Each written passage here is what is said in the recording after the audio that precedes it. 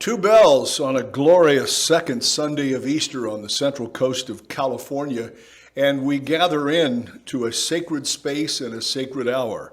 Whether you are watching via Zoom, tuning in via Zoom, or Facebook or YouTube, let us all now prepare our hearts and minds for worship as we listen to meditation music performed by Wink and Deborah.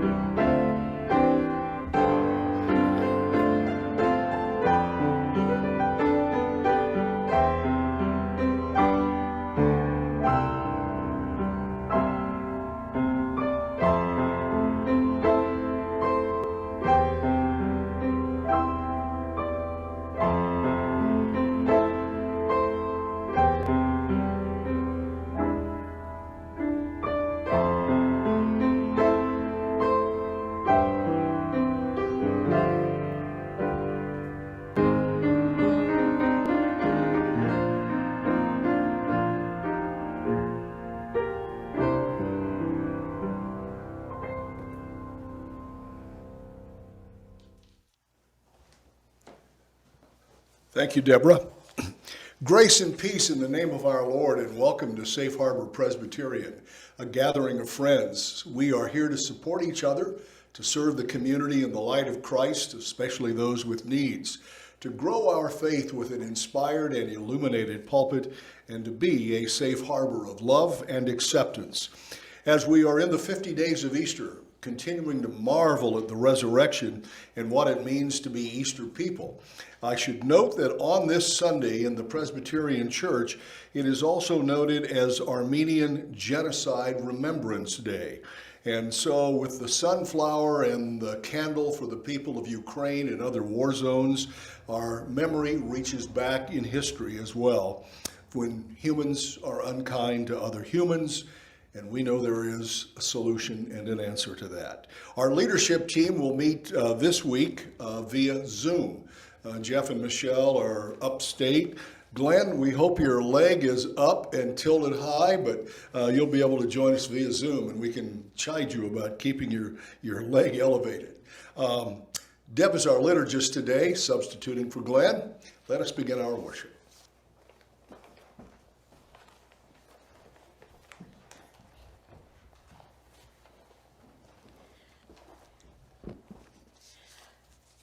Our call to worship today is from Psalm 118 and Psalm 150. Please join me. Praise the Lord. Praise God in his sanctuary. Praise him for his mighty deeds. The Lord is my strength and my might. He has become my salvation. The stone the builders rejected has become the cornerstone. Let everything that breathes praise the Lord. This is the day the Lord has made. Let us rejoice and be glad in it. And now our prayer of affirmation in unison. My Lord and my God, you breathe holy life and you are love. My Lord and my God, you fill the world with light and you offer mercy. My Lord and my God, we praise you with heart, soul, and mind. My Lord and my God, you have vanquished death, and your eternal peace passes human knowing. Amen. Our hymn of praise is number 234, Come You Faithful, Raise the Strain.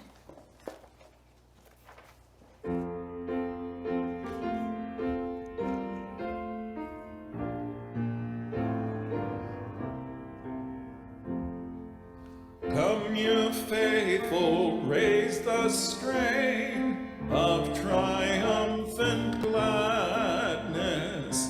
God has brought forth Israel into joy from sadness. Loosed from Pharaoh's bitter yoke, Jacob's sons and daughters. Led them with unmoistened foot through the Red Sea's waters. 'Tis the spring of souls today. Christ has burst his prison, and from 3 days' sleep in death, as a sun has risen. All the winter of our sins, long and dark, is flying from the light to whom we give laud and praise undying.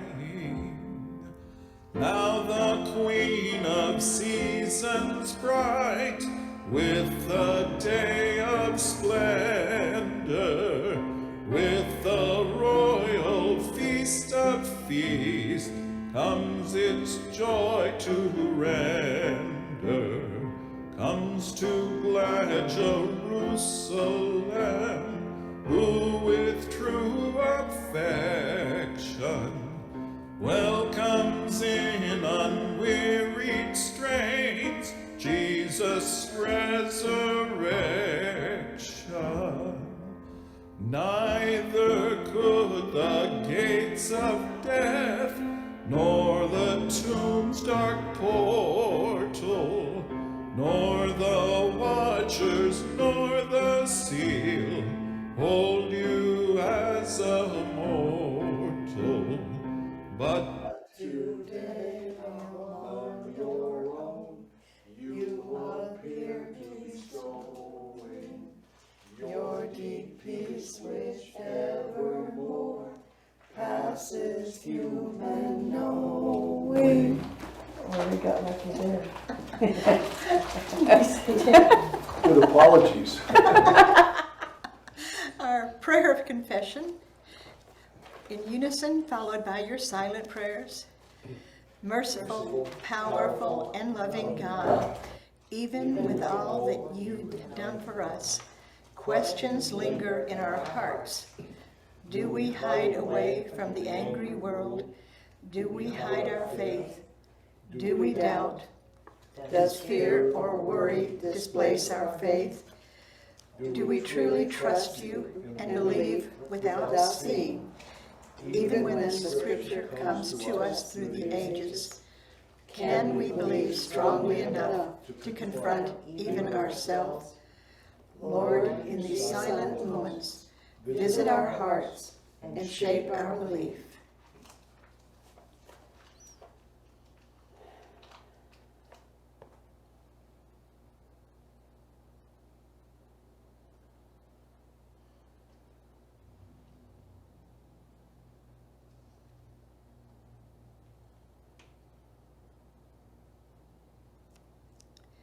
Lord, help us to bear witness and to be light bearers.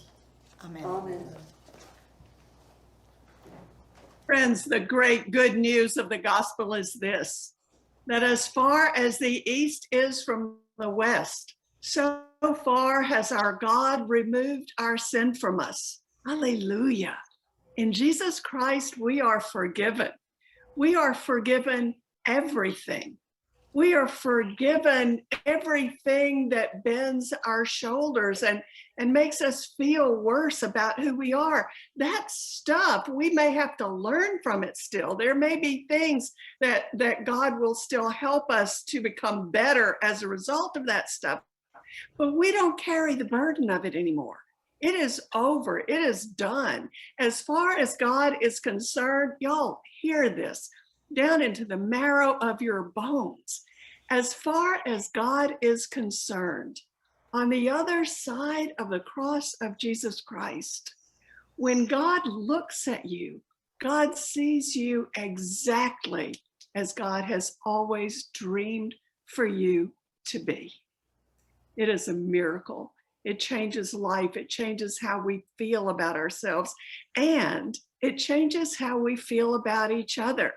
We can no longer look at each other as little packages of irritation or people that, just flat are waiting to get us or something like that. We look at each other as those who are forgiven and freed in Christ Jesus, just as we are.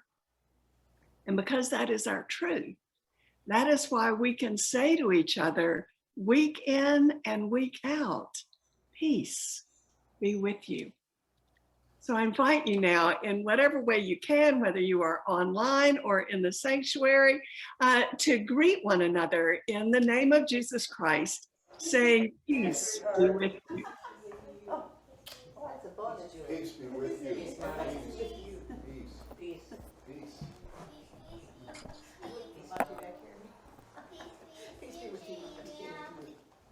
You too, Addie. And can you come forward for playground?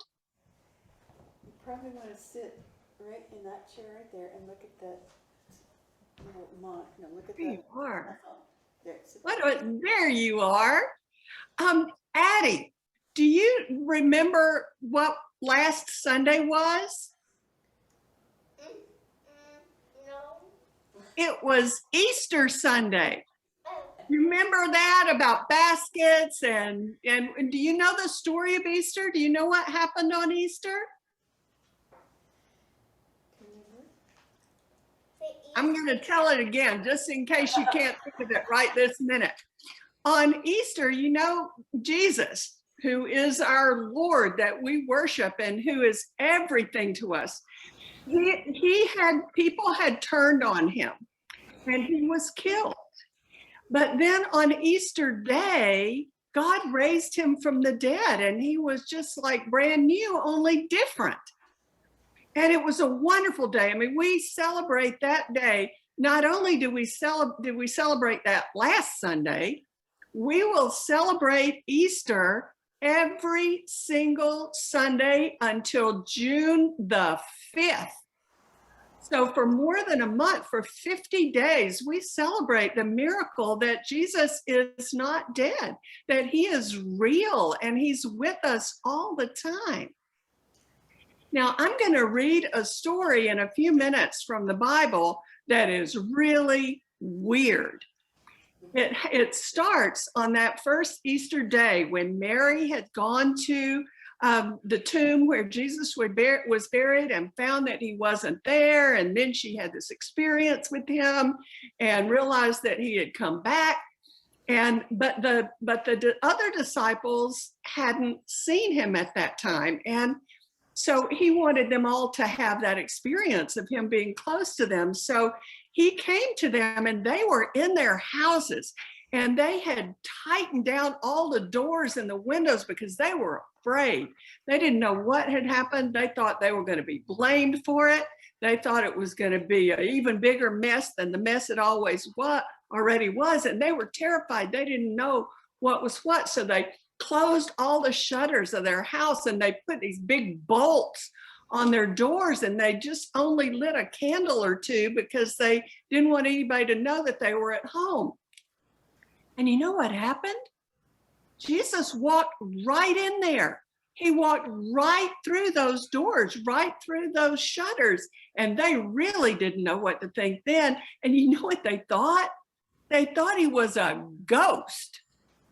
And that was not exactly right, but that was what they thought, and they were so scared. But one of the people, one of Jesus' closest friends, wasn't there with them that night. He was off somewhere doing something. And when he came back and the others told him that they had seen Jesus, that he had come to their house, then this person, whose name was Thomas, was not convinced. He wanted to see for himself. He wanted it to be personal. And so Jesus came and saw Thomas and allowed it to be personal. And now with us, Jesus doesn't usually, I'm assuming, walk through many of our closed and locked doors. But he still comes to us. He comes to us when we pray. He comes to us when we worship together. He comes to us in playground. He comes to us when we share the Lord's Supper. He comes to us when we are just being loved by the people that love and take care of us. And all of those are ways that Jesus reminds us that he is still with us. So today, while I'm preaching about all this strange stuff and you're listening and also drawing, I want to invite you to draw all of the things, the ways that you feel most loved. How you feel that people are caring about you or taking care of you or loving you, because every single one of those things is a way that Jesus is coming close to you and being personally there to love and tend to you. Okay, we say repeat after me prayer. You fold your hands. Dear God, we thank you that Jesus comes to us and that it's personal. In Jesus' holy name we pray. In Jesus' holy name we pray. Amen. Amen. Thank you, Addie. You can go back to your pew. And now let's prepare ourselves for the word by singing together. Do we have music again now? Is it back? Are you back? Can we Yes. open the eyes of my heart now? Yes, I accidentally admitted someone and it stopped. So. We are glad you're back. We need you.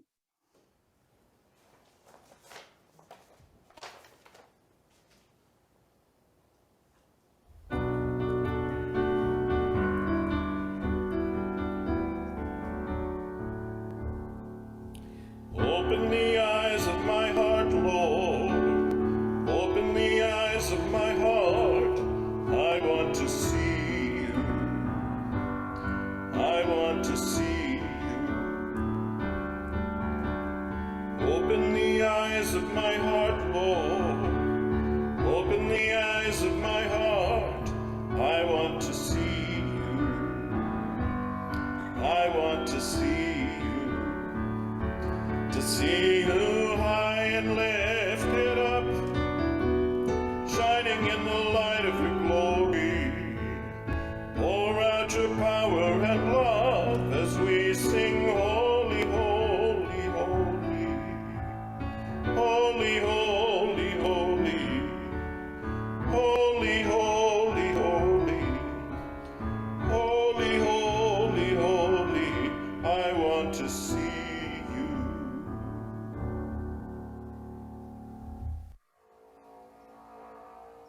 The scripture passage that we have before us today comes from John's Gospel in the 20th chapter. And as I was saying to Addie, we celebrate Easter for 50 days in the Reformed tradition. And in a way, we celebrate Easter every single Sunday in the Reformed tradition. Every Sunday, every Lord's Day is a celebration of the resurrection for us. That's why during the season of Lent, the Sundays don't technically count in the 40 days. Every day is a Lord's Day. Every day is the day that we go to the tomb. But let's face it, sometimes it's hard for us to really feel the Alleluias, isn't it?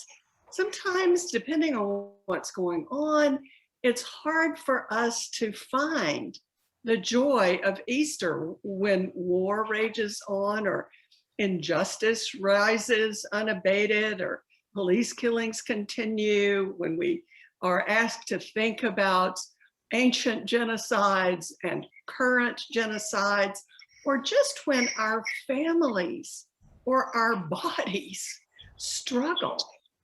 Sometimes those alleluias can be hard to summon.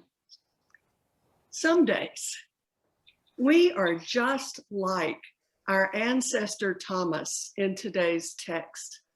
We need to see something. We need to feel something to believe it. So to help us, I'm giving, this is all background before I read the text in a moment, to help us enter into the emotional power of today's story, I'd like to take you back in your mind's eye to that first Easter day as John tells it to us. Mary Magdalene, swathed in grief and wanting still to do what was right and best for Jesus, creeps to the tomb before sunup. She has tucked spices and fine aromatic oils into the folds of her apron, I suspect because her hands are still trembling too hard for her to carry them. She makes that walk in the cold morning in that dazed way that those in grief walk, right foot, left foot, without knowing, almost without guiding. And then suddenly, as if she could handle another shock, she finds herself standing before the tomb with where her dearest friend and teacher was just laid to rest on a stone slab in the antechamber. She finds herself in Joseph of Arimathea's beautiful garden with the scent of night jasmine and the colors and the flowers dulled out by the night. She finds herself standing there looking into a gaping hole. She didn't think that she could hurt any worse, and she finds out that she can. She knows exactly what has happened, or thinks she does. Jesus' enemies would not even let him rest in death. The Jewish authorities must have stolen his body and planned to wait a couple of days, then drag out that horrid remains to prove that he was nothing more than a common insurrectionist and just got what he deserved. Mary knew that they would all be in danger now. The power elite would certainly find a way to blame their own treachery on Jesus' followers. It was always the way that it worked. So she ran like the wind to the place where the disciples were and woke up the men. Once more, they thought she was crazy. They had thought she was crazy before, bat crazy. But they had also spent a lot of time with her. They had seen her faithfulness. They had lived off the money that she had raised for them. And they knew that Jesus trusted her, that he never seemed to see her with the overlay of her past brokenness over her. So Peter and the beloved disciples struggle up, cover themselves in something, their morning cloak or their blanket. Sometimes that was all they had. And maybe they stopped to put on their sandals, or maybe they ran barefoot in barefoot shock to see if Mary was right or just delusional. As they ran, they must have been thinking just what Mary was thinking. Someone has stolen his body, and they'll find a way to blame us. Maybe they were hoping that Mary was wrong, that they would get to the tomb, stone over opening, night quiet, not even a nightingale stirring. Maybe they hoped that is what they would find, and that they would comfort Mary and bring her home, put her to bed, or just turn on their heels and leave her to deal with herself. Whatever they hoped. When they got to the tomb, all hope seemed lost. It was as Mary said. The beloved disciple peeped inside, waiting for Peter to enter. There they were, the grave clothes all folded up neat and lying in position at that horrible gray slab. So the men turn in silence and go home. They have no answers. They can't put their fix-it hats on this time. It is all finally out of complete control. And they know that they are in mortal danger. So they just leave Mary standing there crying in the midst of a patch of morning glories, their trumpets tucked up tight against the night. So Mary bends, wiping enough tears away to have one more look. Mary bends to see inside the tomb, and there are angels there, white and dazzling, asking her why she's crying. The shock itself was enough to throw her to her knees, but then the gardener shows up and asks the same question. And for a moment, there's a breath of hope. He will know, this gardener will know who took Jesus, and she'll find a way. She must have thought, I will find a way to bring him back, the physical improbability of that notwithstanding. And then he says her name, and all the great and mighty truth of the universe washes over her. He was more than they had even dared to dream. And they talk for a few moments, and then he disappears. And then she runs like a spring stream to the others and tells them that she has seen Jesus alive, walking around and talking to her. Now, it is the night of that amazing morning. The disciples are gathered together, maybe at Peter's place, maybe in that house where they celebrated Passover. At any rate, they've locked the place up tight, huge bolts swung in place, windows shuttered, tightened down, only a candle or two for light. They hope no one will think they're home. They've got to figure out what to do next. And suddenly, listen for the word of God. Our ears are open and our hearts are ready to receive. The Gospel according to John, the 20th chapter, beginning at verse 19.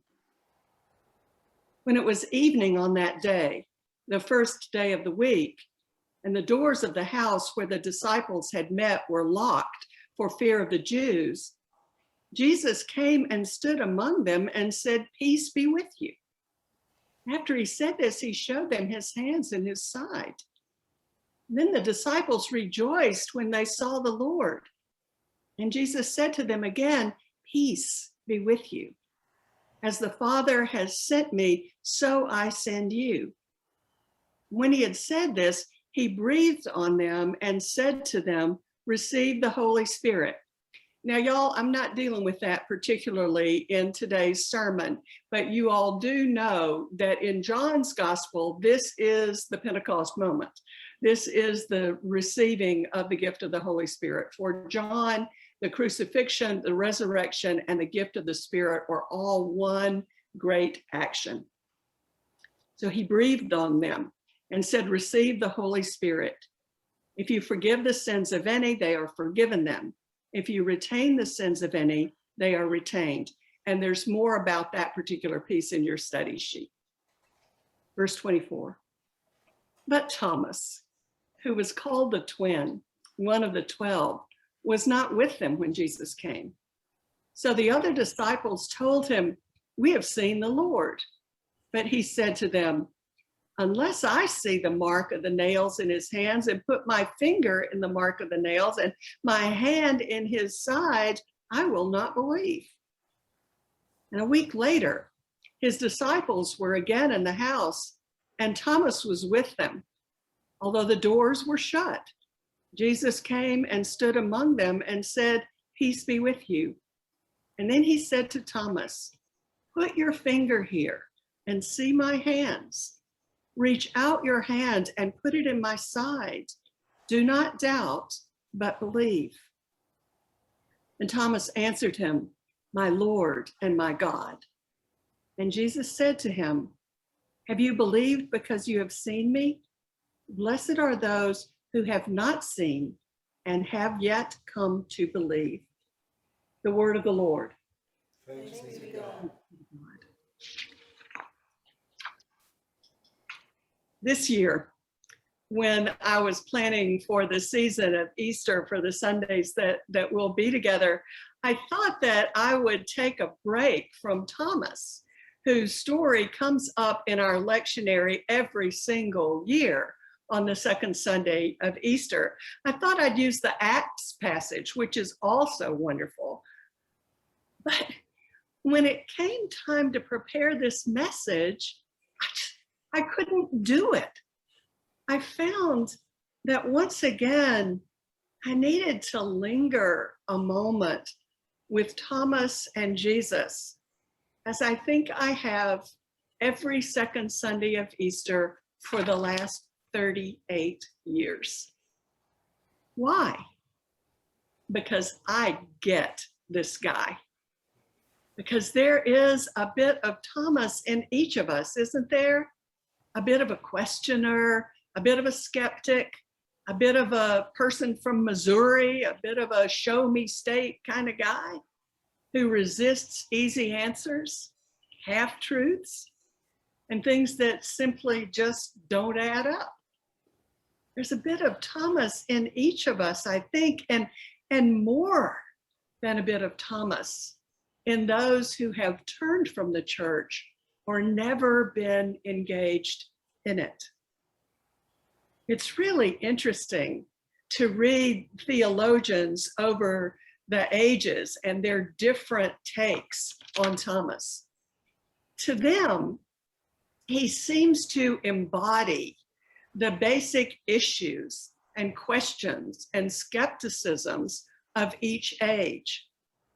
In the early church, Thomas was seen as the one who raised a central Trinitarian issue. Can God die and still be God? In the Middle Ages, Thomas was the patron saint of logic, pushing the church to deal with the question of the nature of resurrection and resurrected life and resurrected bodies, metaphysics and analytics. For the mystical of heart in all ages, Thomas has been understood as giving us a model of the dark night of the soul, that time that people endure when they can feel no presence and therefore hold no belief. In short, I think we all experience Thomas in different ways at different times in our lives. And we experience different kinds of faith struggle at different times in our lives and for very different reasons. And when that happens, we often find that we have indeed still a mentor in Thomas. But before I go on, I want to make this perfectly clear. Hang on to this throughout. Today's story is not about doubt per se. As a matter of fact, the Greek word for doubt, the one that we translate into English, is that the Greek word for doubt does not appear in this text anywhere. The word that we translate in many of our translations as doubt or unbelieving is really a Greek word that talks about the inability or the unwillingness to trust, to lean into something when we cannot fully grasp it. So it's not really a story about doubt. Really, it's not even a story about Thomas or even a story about us, no matter how much it may have to say about Thomas or to us. This is a story about Jesus, purely and simply.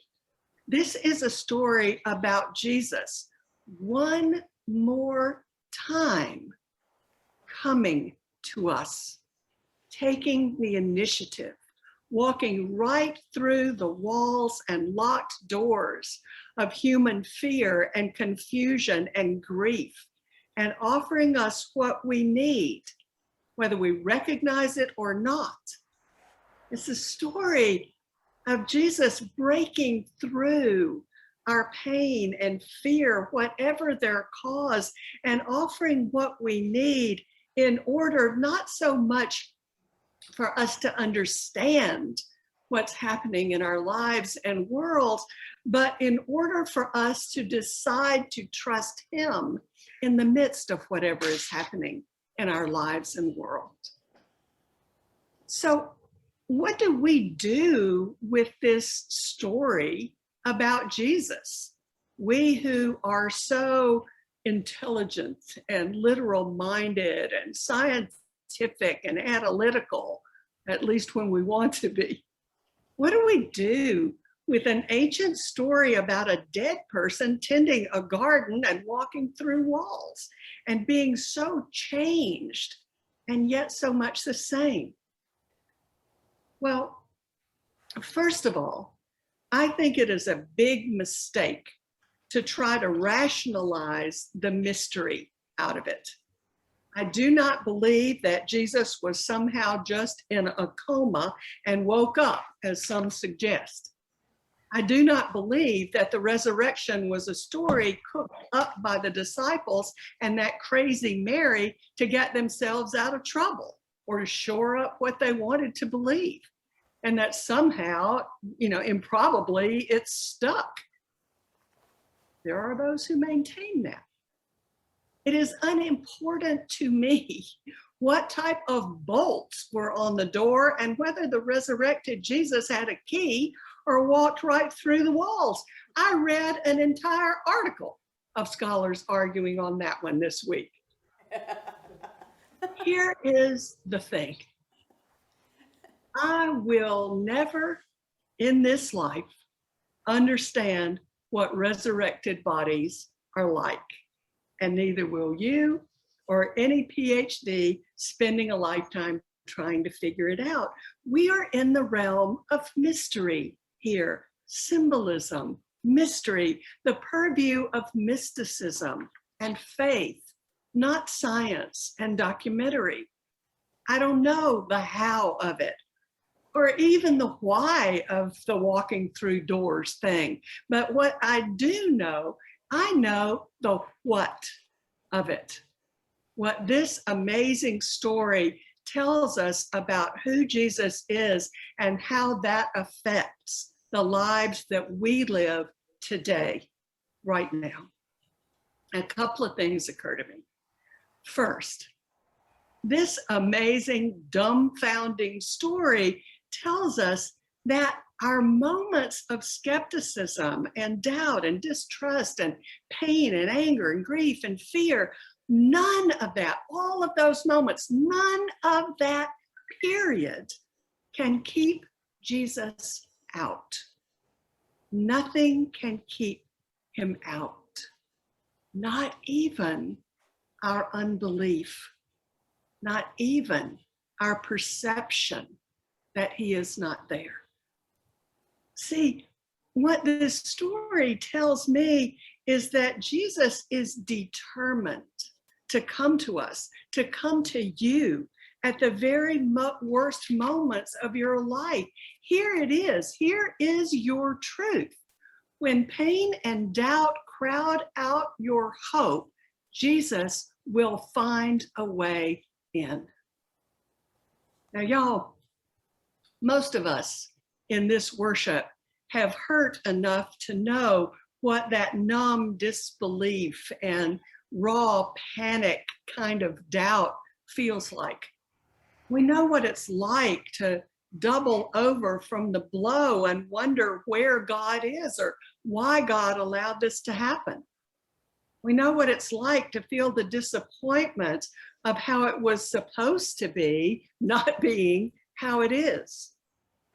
We know what it's like to feel out of control. And not only that, we know what it's like to actually be out of control. We know what it's like when all our stuff is not enough, when we pray until our knees are bloody and there seems to be nothing good to come from it. We know what it feels like to be forced against our will into having to patch together a new life after a devastating loss or after years of making one death-dealing personal decision after another. This, sisters and brothers in Christ, we get. And we know how to build protective walls around our wounds, like a pearl around a grain of sand in an oyster shell, to buffer us from further hurt. What our text tells us is that even then, I love this so much. What our text tells us is that even then, even when we feel nothing, understand nothing, are tucked up tight like an assaulted oyster, even then, Jesus comes. Nothing can keep him out. Not death, not life, not any locked door that you or I can erect out of our pain or fear. Now, the ticklish thing about this, though, and this is my second point. The first point was Jesus comes anywhere, anyway. Second point, the ticklish one, is that we may not recognize him when he comes. The disciples, those absolutely closest to him, did not recognize him when he walked right up to them. Scholars love to speculate about this. What did he look like? How did death change him? What was that all about? Beats me. But here is the thing. When Jesus comes to us, this I understand. When Jesus comes to us in our hardest times of doubt, pain, and mistrust, we often don't recognize him either. Why? Because 90% of the time he comes in the ways that he does not come in the ways that we expect him to. 90% of the time, Jesus does not come to us in the physical form of a first century Palestinian Jew ghost, much less a resurrected body. 90% of the time, he doesn't come to us in a mighty Hollywood supernatural creme de la creepy way. A lot of the time, he doesn't even come with the sweeping sweetness of realization of divine presence at all, although sometimes he does. Most of the time, Jesus comes to us in our times of need in more subtle ways, ways which we must train our hearts to see. At least for me, 90% of the time, he comes just as he did to Israel, incarnationally. He comes to me through the love, power, inspiration, and stickiness of other believers in whom he chooses to dwell. In other words, he comes to us in the church, not the building, but the gathered and dispersed believers. Almost 3 years ago now, after I had some surgery on my neck that didn't go quite as hoped, and my doctors told me that I needed to retire from full-time ministry, from active ministry, and I was so devastated by this. I should have been prepared. I had been losing some ground physically for a while, and I should have been prepared, but I was not prepared. I knew that it was out there, that I wasn't any spring chicken, that I was no longer the bright young thing. I knew all of that, but somehow it just wasn't yet. It just couldn't be yet. And then it became time. And before Robbie and I left California to come to Alabama, a group of you all from Safe Harbor came to Arroyo Grande to see me and to say goodbye. And I remember that day so vividly. I was not doing very well, but all I wanted was to be with you. All I wanted was to have my little chickens under my roof one more time. And it was wonderful. And I remember, and this is why I've got to send Monty $1 this week. I remember, it was clearly, I'm sure it was clear to everybody, how I was feeling about stuff. And I remember Monty saying, he said, it's time for you to write, Eugenia. It's time for more than this little band of weasels to learn from you. And in that little exchange, Monty was Jesus for me, coming through the locked door of my heart, not telling me I had to write or I had anything particularly earth-shaking to teach, but what he told me was that I was valued just like Jesus does. And what he told me was that my life still had purpose, just like Jesus tells me again and again when I remember the sweet words of that friend when I was hurting. It's moments like that, simple moments, that Jesus still breaks through. And sometimes Jesus even comes to us in what we think of as throwaway happenstances, the aroma of baking bread that fills us with sweet joy, or the wind sweeping over spring grasses, or the soft, muffled roof of a dreaming dog that brings a smile exactly when we're determined that we'll never smile again. And sometimes he comes to us in nature. I remember in 2008, I had just started a month before at the church in Nipomo when my beloved father died. And I had gone to Alabama for 2 weeks and had just gotten back, and I was in that kind of numb state. And I was doing a service out on the cliffs at Dinosaur Caves, a Vespers by the Sea service, that Sunday evening that I got back. And I was in an altered state already. And I remember what I was thinking was, how can I be in California with my father's dead, because he was never here. There is nothing of him here. And while I was thinking that, we were on a prayer walk. And while I was thinking that, I looked over at the shrubbery, and it was filled with hummingbirds. My dad's favorite birds was filled with hummingbirds. And suddenly Jesus was there with 100 iridescent wings saying, no, you don't know everything there is to know about who's, where, and when. But here's what you do know. I am with you always. Sometimes Jesus comes to us and we never even know it until years pass.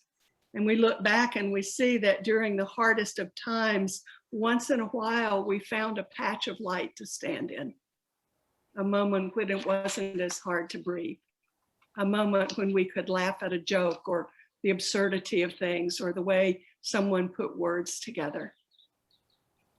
So my first point, Jesus will not be walled out whether we are aware or not.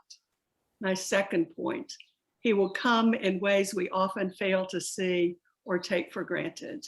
And finally, my third point, which has two parts to it.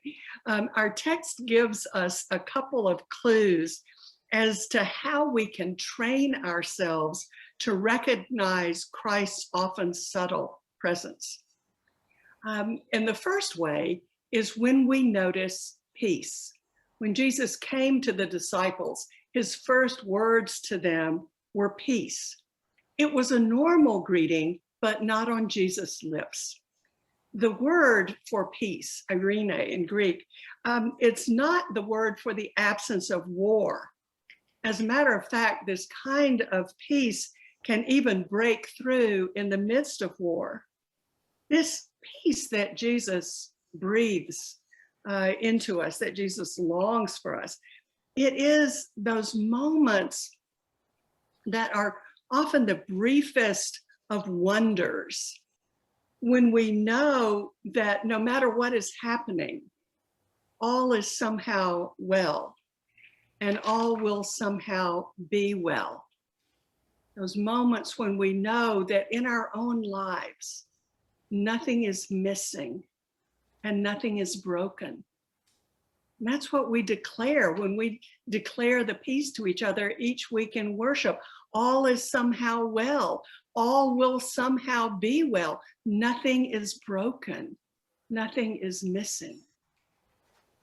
And the second kind of clue the text gives us about how we can train our hearts to experience Jesus, is that we can learn to see Jesus, to experience Jesus personally, when we see, as Thomas did, as the disciples did, when we see and enter into his wounds. That is, after all, what Jesus offered to them. Poor Thomas, he had been stewing in his own juices for a week. He must have been toiling with trying to figure out how he could trust this thing when he had not had the same experience that the others had. How could he know when the whole darn thing was not personal? It should, above all, be personal, shouldn't it? In the midst of the need for experience, the need for personal encounter, what does Jesus do? He walks up to Thomas, shows him his wounds. That is where it gets personal. Put your hand in here, Jesus says. That's how you will learn to trust. And this is still the way, y'all. Jesus is all around us, wounded, hands and feet outstretched.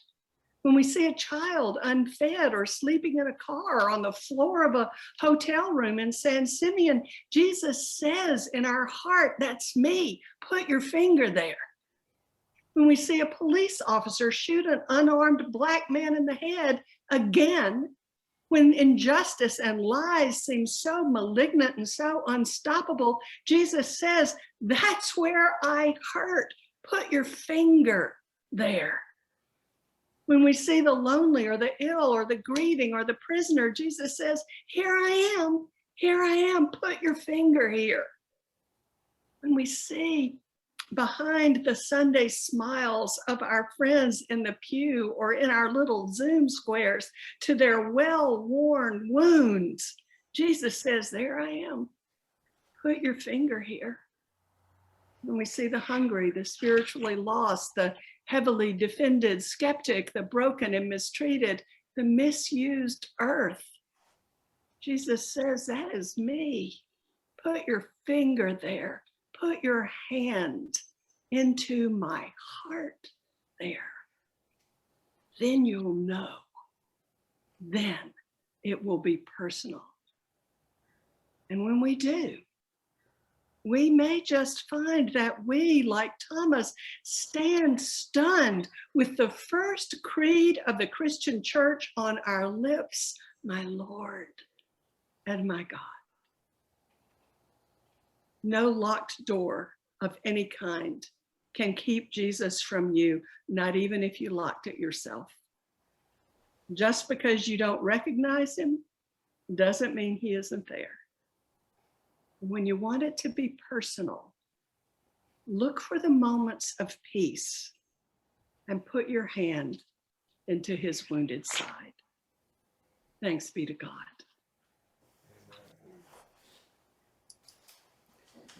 Our hymn of response is number 721, Lord, You've Come to the Lakeshore.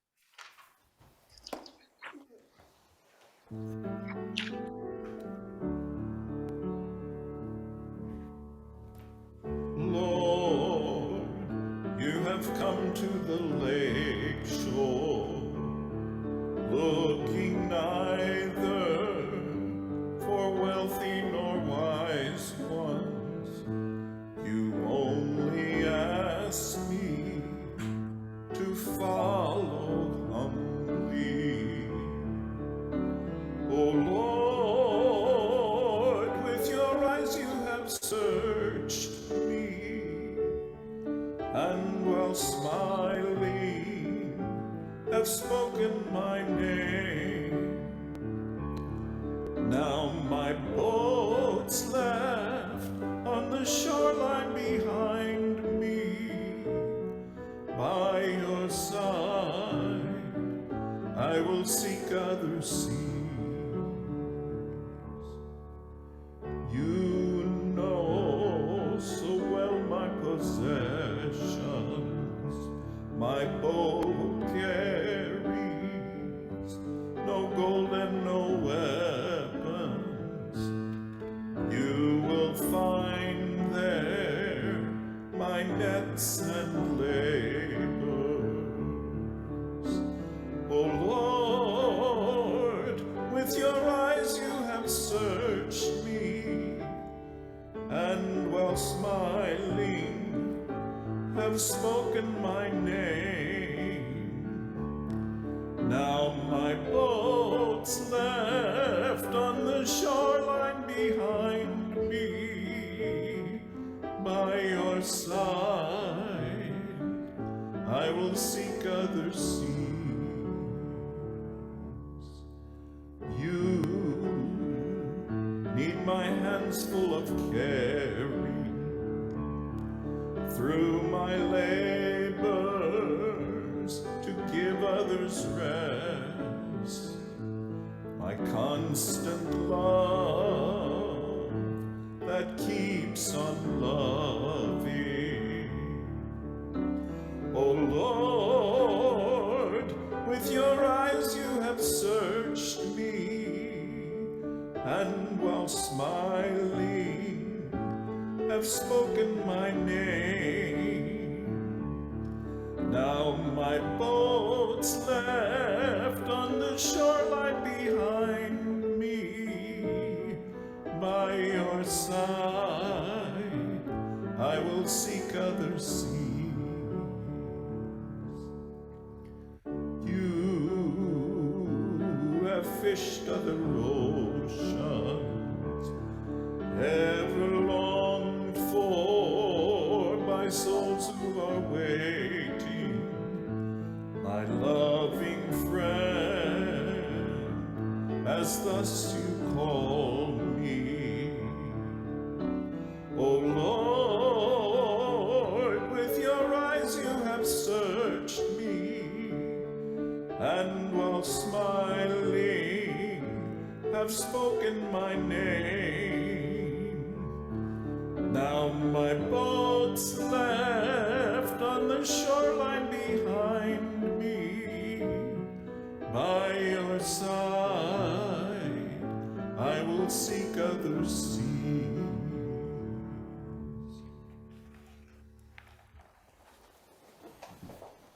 And now let us call ourselves to prayer with our chants, number 466, Come and Fill.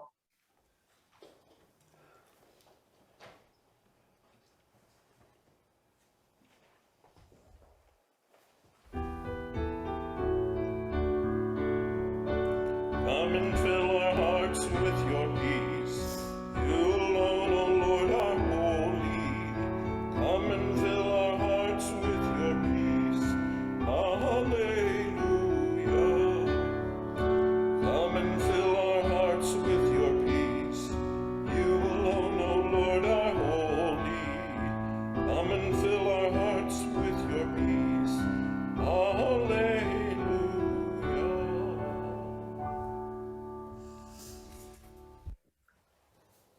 As we prepare ourselves to go in great intimacy to God in prayer, we've been asked this week to pray for a Cambria woman by the name of Cheryl, who is in poor health, and she's had 2 surgeries that have been unsuccessful and maybe even caused worse damage. So they are going to be taking her to either UCLA or Stanford when that can be worked out. And so someone has asked that we hold her close to our heart where Christ resides in prayers for healing. We always also want to continue to pray for Glenn as he continues with his healing, pray for incredible healing, pray for patient compliance. And we want to pray for Greg as he continues to heal and for the same thing. So let us pray. Amazing and precious God, we come to you so humbled because it is really you who come to us. You come to us in every moment of our lives with your hand outstretched to take our hand, with your hand outstretched to show us what it means to live life. You come with words that you have spoken that we remember forever, that arise up in our souls, that are blown to consciousness by your Spirit. We are so grateful, oh God, that nothing can hold you. No locked door, no power of death, no tomb, nothing can hold you. Not even our own unbelief, not even our own hurts. Nothing can keep you from us. You will blow through every barrier, and we are so grateful for that. Today, we ask you to make your presence known in your hurting world. We ask you to make your presence known in leaders who hold people's lives in their hands. We ask you to make your real loving presence known in the hearts and lives of people whose lives are torn apart in Ukraine or anywhere in the world, where people suffer and they forget the goodness and sweetness. Let your presence be with them. Let them feel you in their own wounded sides, and heal, oh God, in every possible way for the good. Your broken humanity, your broken earth. Use us to be a healing presence in the world. And now we bind up all of our prayers in the words that you have taught us to pray, saying, Our Father, who art in heaven, hallowed be thy name. Thy kingdom come, thy will be done on earth as it is in heaven. Give us this day our daily bread, and forgive us our debts as we forgive our debtors. And lead us not into temptation, but deliver us from evil. For thine is the kingdom and the power and the glory forever. Amen. Our prayer response is number 710. We are an offering.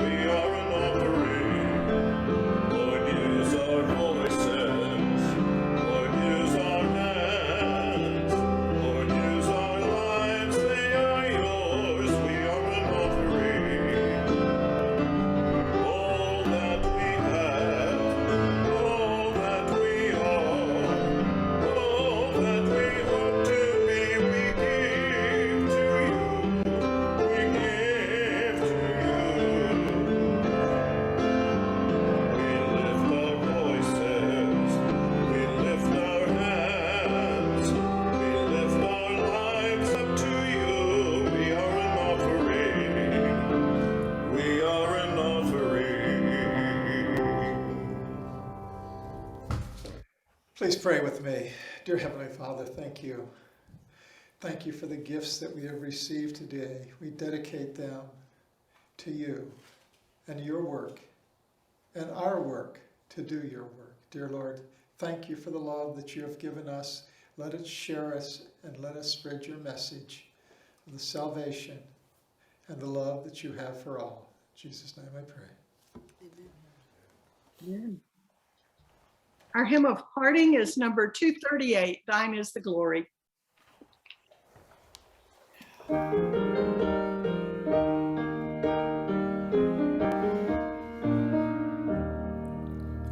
Thine is the glory, risen, conquering Son.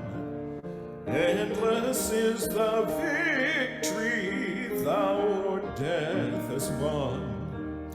Angels in bright raiment rolled the stone away, kept the folded grave close where thy body lay. Thine is the glory, risen, conquering Son. Endless is the victory thou o'er death hast won. Lord Jesus meets us, risen from the tomb. Lovingly he greets us, scatters fear and gloom. Let the church with gladness hymns of triumph sing. For the Lord now liveth, death has lost its sting. Thine is the glory, risen, conquering Son. Endless is the victory thou o'er death hast won. No more we doubt thee, glorious Prince of life. Life is not without thee, aid us in our strife. Make us more than conquerors through thy deathless love.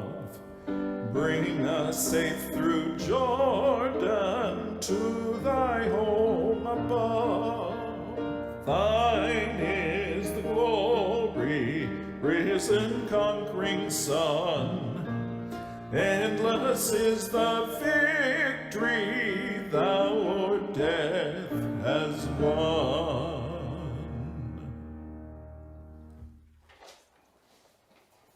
And now, sisters and brothers in Christ, may God bless you with discomfort at easy answers, half-truths, and superficial relationships, so that you will live deeply and from the heart. And may God bless you with anger at injustice, oppression, and the exploitation of people, so that you will work for justice, freedom, and peace. And may God bless you with tears to shed for those that mourn, so that you will reach out your hand to them and turn their mourning into joy. And may God bless you with just enough foolishness to believe that you can make a difference in this old world, so that you will do those things that others say cannot be done. And now may the grace of our Savior Jesus Christ, the amazing love of God, and the communion of the Holy Spirit be with us this holy day and forever. Amen.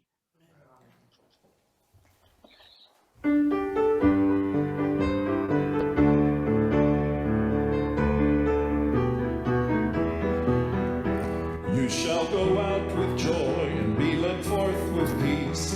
The mountains and the hills will break forth before you. There'll be shouts of joy, and all the trees of the field will clap their hands. And all the trees of the field will clap their hands.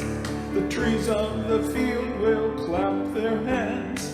The trees of the field will clap their hands while you go out with joy. You shall go out with joy and be led forth with peace. The mountains and the hills will break forth before you. There'll be shouts of joy, and all the trees of the field will clap their hands. And all the trees trees of the field will clap their hands. The trees of the field will clap their hands. The trees of the field will clap their hands while you go out with joy.